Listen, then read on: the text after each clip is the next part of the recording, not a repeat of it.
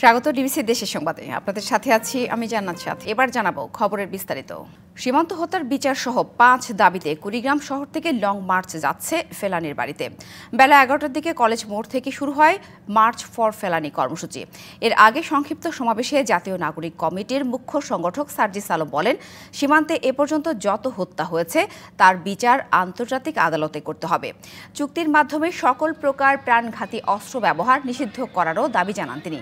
ফেলানির নামে কুড়িগ্রাম কৃষি বিশ্ববিদ্যালয়ের আবাসিক ভবনের নামকরণ, নতজানু পররাষ্ট্রনীতি বাতিল করে সাম্যের ভিত্তিতে পররাষ্ট্রনীতি গ্রহণ ও কুড়িগ্রামের চরের জীবন জীবিকা উন্নয়নে নদী সংস্কারের 5 দফা দাবি জানান সার্জিস আলম। ভবিষ্যতে কেউ যদি ক্ষমতা আঁকড়ে ধরার জন্য কোনো দেশের দালাল হয়, তাদের অবস্থাও শেখ হাসিনার মতো হবে বলে মন্তব্য করেন সার্জিস।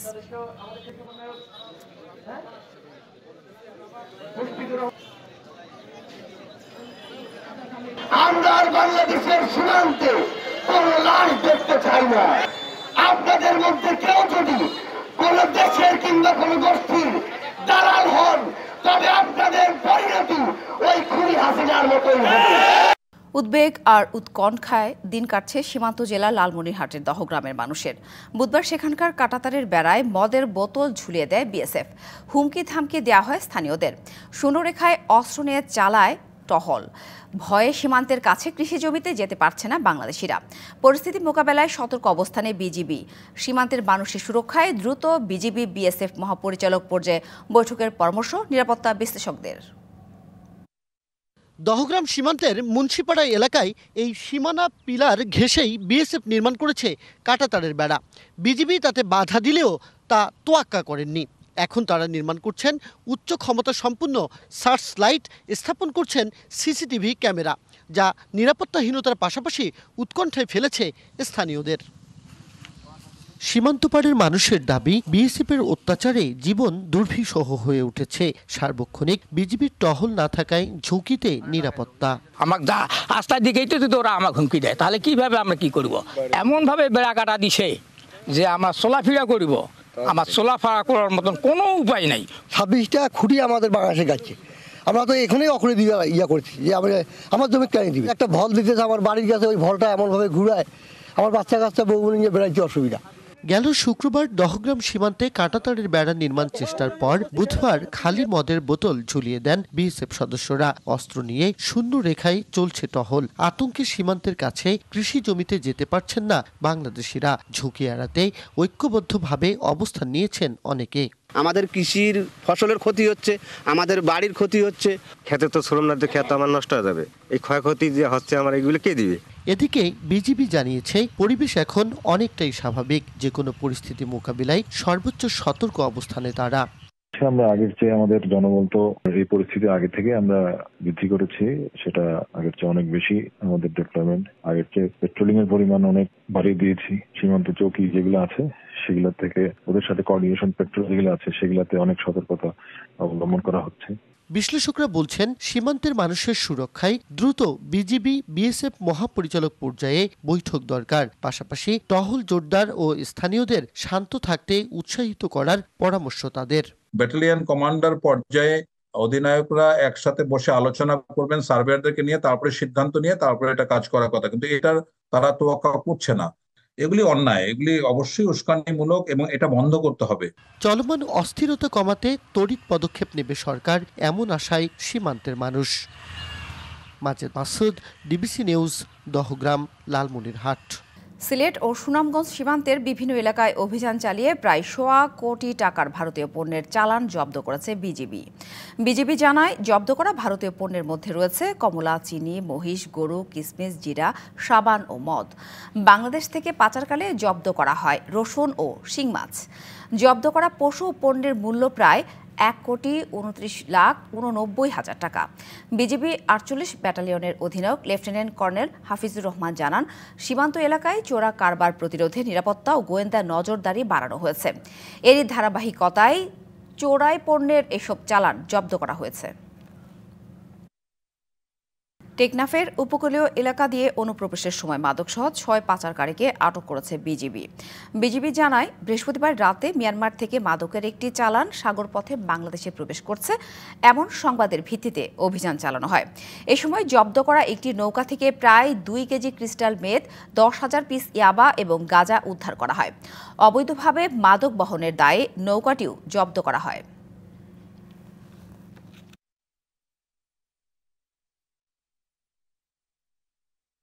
বৈষম্য বিরোধী ছাত্র আন্দোলনের সক্রিয় কর্মী ছিলেন শাহজালাল বিজ্ঞান ও প্রযুক্তি বিশ্ববিদ্যালয়ের ছাত্র রুদ্র সেন। ছাত্রলীগ ও পুলিশের ধাওয়ার মুখে নিরাপদ আশ্রয়ের খোঁজে খাল পার হতে গিয়ে ডুবে মৃত্যু হয় তার। একমাত্র ছেলেকে হারিয়ে দিশেহারা বাবা মা। ছুটি হলে রুদ্র আসবে, এখনও সেই অপেক্ষায় তারা। চেয়েছেন সরকারি সহায়তা। সেদিন সকাল থেকে কয়েকবার মায়ের সাথে মোবাইল ফোনে কথা হয় রুদ্রের। জানিয়েছিলেন তার মেসে হামলার শঙ্কার কথাও। এখনও ছেলের জন্য পথ চেয়ে অপেক্ষা বাবা মা। সম্পদ যখন সব শেষে যার গেছে সেই বুঝতে পারছে, তাছাড়া আর কেউ বুঝবে। এখনও মনে করি সে বোধহয় বিশ্ববিদ্যালয়ে পড়তেছে, ওখানে আসে এবং ছুটি ছাটা হলে হয়তো আসবে, এরকম একটা ধারণা মনের মধ্যে সবসময়। দিনাজপুরের পাহাড়পুর এলাকার সমীর সেনের ছেলে রুদ্র সেন পড়তেন সিলেটের শাহজালাল বিজ্ঞান ও প্রযুক্তি বিশ্ববিদ্যালয়ের chemical engineering and polymer science বিভাগের 2য় বর্ষে। অন্যদের মতো রুদ্রও অংশ নেন বৈষম্য বিরোধী ছাত্র আন্দোলনে। শিক্ষার্থীদের সাথে সংঘর্ষ হয় পুলিশ ও ছাত্রলীগের। 18 জুলাই বিশ্ববিদ্যালয়ের পেছনের গেট দিয়ে নিরাপদ স্থানে যাওয়ার সময় খালের পানিতে ডুবে মৃত্যু হয় মেধাবী রুদ্রের। উঠলো, উঠে এইবার তো এতদিনে তো 3rd ইয়ারে উঠে যেত, ভর্তি হলে 3rd ইয়ারে। রুদ্র সেনের মৃত্যুর ঘটনায় জড়িতদের দ্রুত বিচার নিশ্চিতের দাবি স্বজন ও সহপাঠীদের। DBC news desk. ক্ষমতায় আসলে নারীরা কর্মক্ষেত্রে সম্মান ও নিরাপত্তা পাবেন, এমন মন্তব্য করেছেন জামায়াতে ইসলামের আমির ডাক্তার শফিকুর রহমান। সকালে মাগুরা নোমানী ময়দানে জামায়াতে ইসলামের কর্মী সম্মেলনে যোগ দিয়ে একথা বলেন তিনি। বলেন, বৈষম্যহীন সমাজ গড়তে ছাত্রদের সাথে জামায়াতে ইসলামী একমত পোষণ করে। এছাড়া জামায়াত ক্ষমতায় এলে নারী স্বাধীনতায় গুরুত্ব দেবে বলেও দাবি করেন তিনি। সভায় কেন্দ্রীয় নেতাসহ জেলা পর্যায়ের নেতাকর্মীরা অংশ নেন।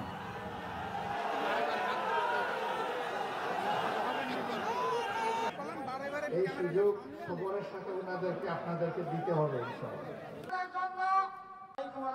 আর আমাদের সন্তানেরাও রাজপথে নেমে একটাই স্লোগান দিয়েছে, উই ওয়ান্ট জাস্টিস। আমরা বৈষম্য চাই না, আমরা ন্যায় বিচার চাই। আমরা শহীদদের আত্মাকে কথা দিচ্ছি, আল্লাহ তাআলাকে কথা দিচ্ছি, শহীদদের বেঁচে থাকা আপনজনকে কথা দিচ্ছি, আহত পঙ্গু ভাই বোনদেরকে কথা দিচ্ছি। তোমাদের স্বপ্নের সেই সাম্যের বাংলাদেশ গড়ার জন্য আমরা অঙ্গীকারবদ্ধ। গণ অভ্যুত্থানের চেতনা ধারণ করে অবাধ, সুষ্ঠু ও অংশগ্রহণমূলক নির্বাচন নিশ্চিতে কাজ করে যাচ্ছে নির্বাচন কমিশন। এজন্য ভোটার তালিকা হালনাগাদ সহ সব ধরনের কাজ নির্ভুলভাবে করতে চায় ইসি। সকালে খুলনায় দিনব্যাপী এক কর্মশালার উদ্বোধনী অনুষ্ঠানে প্রধান অতিথির বক্তব্যে এসব কথা বলেন নির্বাচন কমিশনার অবসরপ্রাপ্ত ব্রিগেডিয়ার জেনারেল আবুল ফজল মোহাম্মদ সানাউল্লাহ। বলেন, নির্বাচন একটি বিশাল কর্মযজ্ঞ। সংশ্লিষ্ট সবার মতামত গ্রহণ এবং সরকারের গৃহীত নানান পদক্ষেপের ভিত্তিতে নির্বাচন প্রক্রিয়া শেষ করতে চায় কমিশন। নির্বাচন অনুষ্ঠান শুধুমাত্র কমিশনের কাজ নয়, এটা একটি বিরাট কর্মযজ্ঞ যেখানে আমরা সবাই সম্পৃক্ত। আমি আশা করব সবাই আমরা এই দায়িত্বটা, বিশেষ করে এই পরিবর্তিত পরিস্থিতিতে সচেতনভাবে, সৎভাবে, নিরপেক্ষভাবে সম্পন্ন করতে পারি। উত্তরের জেলা পঞ্চগড়ে মাঘের শুরুতে জেঁকে বসেছে শীত। সকাল 6টা পর্যন্ত জেলায় সর্বনিম্ন 9.8 ডিগ্রি সেলসিয়াস তাপমাত্রা রেকর্ড করা হয়েছে। বুধবার রাত থেকে জেলার সড়ক মহাসড়কগুলোতে কুয়াশা দেখা যায়। রাতভর বৃষ্টির মতো ঝরতে থাকে কুয়াশা। ভোর থেকে কুয়াশা আরও বাড়ে। ঘন কুয়াশার কারণে মহাসড়কে হেডলাইট জ্বালিয়ে চলাচল করেছে যানবাহন। অতিরিক্ত ঠান্ডায় সড়কে শ্রমজীবীদের উপস্থিতিও ছিল কম। ঠাকুরগাঁয়েও শীতের প্রকোপ বাড়ছে। জেলার তাপমাত্রা নেমে এসেছে 11 ডিগ্রি সেলসিয়াসে। শীতের এই তীব্রতা সবচেয়ে বেশি ভোগাচ্ছে শিশু ও বয়স্কদের। নিউমোনিয়া, ডায়রিয়া ও শ্বাসকষ্টে আক্রান্ত শিশু ও বৃদ্ধদের ভিড় দেখা যাচ্ছে হাসপাতালগুলোতে। পরজুড়ে সহনীয় পর্যায়ে শীত থাকলেও মাঘের শুরুতে দিনাজপুরে হাড় কাঁপানো শীতে জনজীবনের দুর্ভোগ শুরু হয়েছে। তাপমাত্রার পারদ তেমন নিচে না নামলেও তীব্র হিমেল বাতাস আর ঘন কুয়াশা শীতের তীব্রতা বাড়িয়ে দিয়েছে। দুর্ভোগ বেড়েছে শ্রমজীবী মানুষের।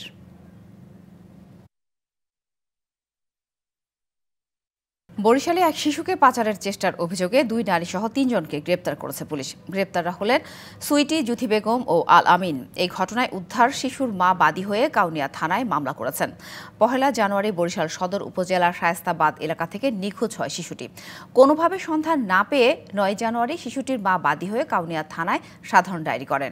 এরপর 15 জানুয়ারি পলাশপুর এলাকা থেকে শিশুটিকে উদ্ধার এবং ওই 3 জনকে গ্রেপ্তার করা হয়। জিজ্ঞাসাবাদে তারা স্বীকার করেছে শিশুটিকে বিক্রির উদ্দেশ্যে পাসপোর্ট বানিয়েছিল। পাচারকারীরা শিশুটিকে নিয়ে প্রথমে ঢাকায় যায়, সেখানে ভুয়া জাতীয় পরিচয়পত্র তৈরি করে।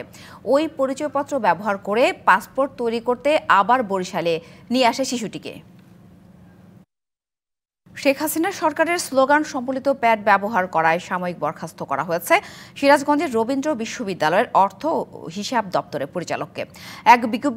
এক বিজ্ঞপ্তিতে মোহাম্মদ গোলাম সারোয়ারের বিষয়ে ব্যবস্থা নেওয়ার বিষয়টি জানানো হয়। সম্প্রতি গণ অভ্যুত্থানে ক্ষমতাচ্যুত সরকারের স্লোগান সম্বলিত প্যাডে সরকারি ভ্যাট ও উৎসে কর পরিশোধ সংক্রান্ত সরকারি প্রজ্ঞাপন প্রকাশিত হয়। তাতে গোলাম সারোয়ারের স্বাক্ষর রয়েছে। এতে রবীন্দ্র বিশ্ববিদ্যালয় বাংলাদেশের শিক্ষক, কর্মকর্তা, কর্মচারী আচরণ বিধিমালার 4 ধারা লঙ্ঘিত হয়েছে বলে জানায় বিশ্ববিদ্যালয় কর্তৃপক্ষ। পরে গোলাম সারোয়ারকে সাময়িক বরখাস্ত করা হয়। একই সাথে এই ঘটনার পেছনের অন্য কোনো রহস্য আছে কিনা তা জানার জন্য 2 সদস্যের তদন্ত কমিটি গঠন করা হয়েছে। ডিবিসি দেশের সংবাদে এই ছিল এখনকার মতো। ডিবিসি নিউজের সংবাদগুলো পড়তে ভিজিট করুন dbcnews.tv আর ভিজিট করুন ডিবিসি নিউজের ফেসবুক পেজ এবং ইউটিউব চ্যানেল। ডিবিসির সঙ্গেই থাকুন।